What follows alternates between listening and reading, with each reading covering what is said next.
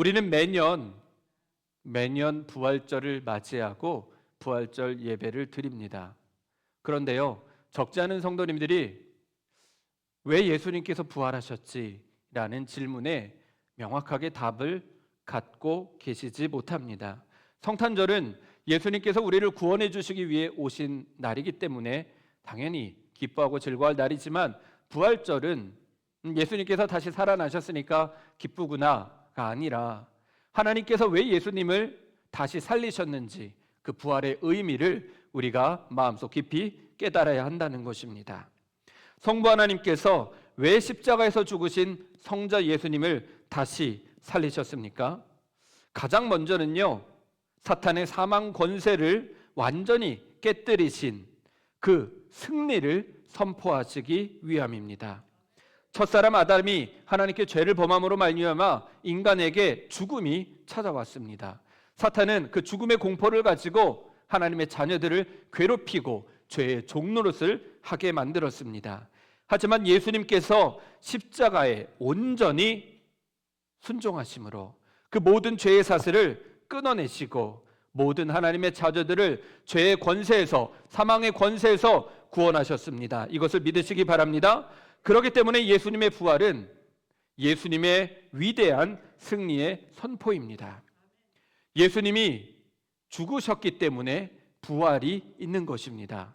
예수님이 죽지 않으시고 많이 다치시거나 많이 아프셨다면 다시 살리실 까닭이 없었습니다. 하지만 구약 성경에도 피 흘림이 없으면 죄사함이 없듯이 예수님이 우리를 위하여 대신 죽으셨기 때문에, 그것도 완전히 죽으셨기 때문에 하나님 아버지께서 예수님을 다시 살리심으로 모든 죄와 사망의 권세가 깨뜨려졌음을 선포한 것입니다. 그러므로 예수님의 부활은 죄와 사망에서 승리하신 승리의 선언이라는 것을 기억하시기 바랍니다. 우리가 믿는 예수님은 죽음에 머물러 계신 패배자가 아닙니다. 예수님은 죽음에 지신 분이 아닙니다. 오히려 죽음을 이기시고 부활하신, 지금도 살아계신 하나님의 아들이심을 믿으시기를 간절히 축원합니다. 두 번째로 하나님께서 예수님을 부활시키신 이유는 우리의 의로움을 확증시켜 주시기 위함입니다. 로마서 4장 25절입니다. 예수는 우리의 범죄 때문에 죽임을 당하시고 또한 우리를 의롭게 하시려고 살아나셨습니다. 예수님의 십자가 죽음은 하나님께서 우리의 모든 죄를 심판하신 사건, 즉 하나님의 공의를 완전히 충족시킨 사건입니다. 성자 예수님께서 십자가 위에서 우리가 받아야 할 모든 죄의 형벌을 대신 받으셨고, 그래서 우리는 그 죄의 형벌을 면하게 되었다는 것입니다. 그렇다면 우리의 모든 죄가 용서받았다는 것을 어떻게 확신할 수 있겠습니까? 그것은 성부 하나님께서 무덤에 있던 성자 예수님을 부활시키신 사건이 하나님께서 예수님께서 완전하게 죽으셨음을 증명하는 것이고, 그 완전한 죽음에서 다시 살아나심으로 우리가 의롭다 하심을 얻게 된 것입니다. 예수 그리스도의 죽음과 부활을 믿는 자들에게는 그러므로 아무런 죄가 남아있지 않습니다. 우리가 죄사함 받음과 우리를 의롭다 하심을 하신 그 부활의 증거, 그것이 바로 예수님이 다시 살아나심입니다. 예수님의 죽음으로 죄가 완전히 사라졌습니다. 예수님의 부활로 말미암아 우리의 의로움이 회복되었고, 우리도 이제는 당당하게 하나님의 자녀요 천국 백성이 되었음을 굳게 믿으시기 바랍니다. 세 번째로 예수님이 부활하신 까닭은 성부 하나님께서 예수님을 온 우주의 만물로 세우신 대관식입니다. 예수님 살아계실 때는요, 이스라엘 백성들이 예수님을 하나님의 아들로 인정하지 않았습니다. 그렇기 때문에 십자가 앞에서 예수님을 부인하였고, 십자가 사건은 인간이 예수님을 하나님의 아들이 아니라고 선포한 사형틀과 같았습니다. 하지만 3일이 지난 후 하나님은 그 모든 판결을 뒤엎으시고 예수님이야말로 하나님의 참된 아들이요 그리스도 메시아라는 것을 선포해 주셨습니다. 로마서 1장 4절입니다. 성결의 영으로는 죽은 자들 가운데서 부활하사 능력으로 하나님의 아들로 선포되셨으니 곧 우리 주 예수 그리스도시니라. 예수님이 부활하심은 하나님께서 예수님이 하나님의 아들이시오 만왕의 왕 되심을 선포하는 대관식이라는 것입니다. 여기서 선포한다는 단어는 헬라어로 호리조라는 단어인데요, 경계를 정하다, 확정하다라는 뜻입니다. 성부 하나님께서 예수님을 죽음에서 부활시키심으로 이 세상 모든 사람들이 예수님은 하나님의 아들이라고 부인했지만, 하나님께서 예수님을 부활시키심으로 예수님이 하나님의 아들이라고 다시 한번 온 세상에 선포하신 것입니다.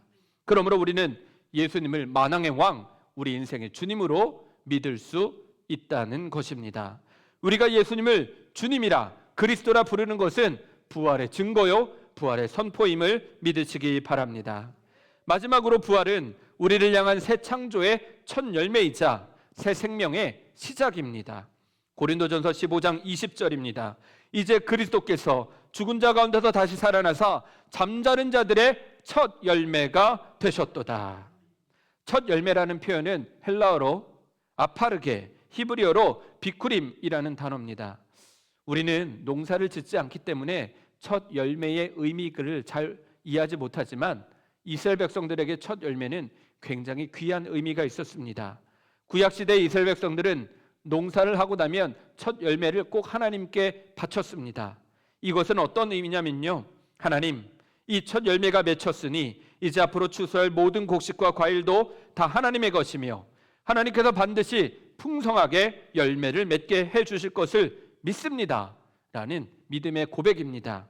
그러므로 하나님께서 예수님을 잠자는 자들의 첫 열매, 부활의 첫 열매로 삼으셨다는 것은 예수님이 우리에게 부활의 첫 열매가 되셨으니, 예수님을 구세주로 믿음으로 말미암아 예수님과 하나 되는 모든 하나님의 자녀들은 육신의 죽음으로 끝나지 않고 우리도 예수님처럼 부활의 열매가 된다는 하나님의 거룩한 약속입니다.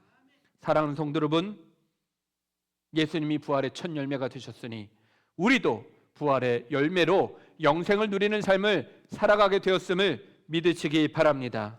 부활의 생명을 누리는 것은 우리의 육신이 죽고 나서가 아닙니다. 정확하게는 세례를 받은 직후입니다. 로마서 6장 4절입니다. 그러므로 우리는 그분의 죽으심과 연합하는 세례를 받음으로써 그분과 함께 묻혔습니다. 이것은 그리스도께서 죽은 사람들 가운데서 아버지의 영광으로 살리심을 받은 것 같이, 그리스도께서 죽은 사람들 가운데서 아버지의 영광으로 부활하신 것과 같이 우리도 새로운 생명 가운데 살아가게 하려는 것입니다. 그러므로 우리는 예수님과 함께 세례를 받음으로 거듭났습니다. 그러므로 우리는 부활하신 예수님과 함께 영원한 생명을 살아가고 있음을 믿으시기 바랍니다. 영생은 지금 계속되고 있는 것입니다. 말씀을 마치겠습니다. 하나님께서 예수님을 부활시켜 주신 이유, 하나님께서 예수님을 다시 살리신 이유는 죄와 사망의 권세에서 승리하셨음을 선포하는 사건이요, 우리가 의롭게 되어서 하나님의 천국 백성이 되었음을 확증하는 사건이며, 예수님이 만왕의 왕 되시고 우리 인생의 주님 되심을 선포하는 사건입니다. 그리고 지금 우리가 영원한 생명을 살고 있음을 증명하는, 우리가 부활의 열매가 되었음을 증명하는 사건이 바로 예수님의 부활입니다. 예수님의 부활이 없으면 우리의 죄사함도 없고, 예수님의 부활이 없으면 우리의 영원한 생명도 없다는 것을 기억하시고, 지금 살아계신 예수님께서 우리와 함께 계시다는 것, 죽음을 이기시고 우리를 그토록 사랑하시는 예수님께서 우리와 함께 계시다는 것을 날마다 느끼시고 경험하시며 부활의 기쁨을 누리시는 저와 여러분이 되시기를 주의 이름으로 간절히 축원하고 축복합니다. 기도하겠습니다. 참 좋으신 하나님 아버지, 우리에게 은혜를 베풀어 주셔서 부활의 기쁨이, 부활의 영광이, 부활의 행복이 이곳에 앉아있는 모든 성도님들의 심령 가운데 충만하게 하여 주시옵소서. 주님께 모든 감사의 영광을 올려드리며 예수님의 이름으로 축복하며 기도합니다. 아멘.